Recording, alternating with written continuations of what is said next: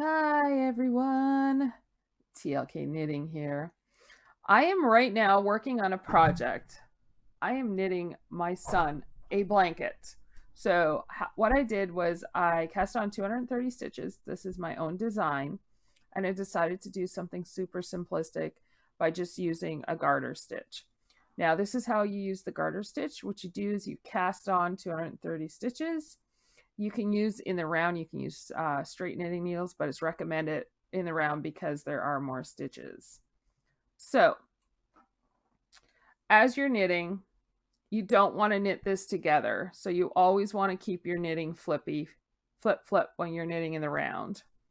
So what you're going to do is, this is the English method. You're going to go ahead and you're just going to knit.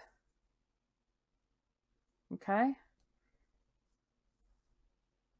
So what you do, insert the needle. Okay? And then you just knit like that. Okay. Knit.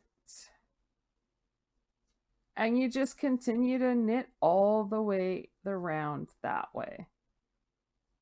And you will find your comfortable place as you go. And you just keep knitting.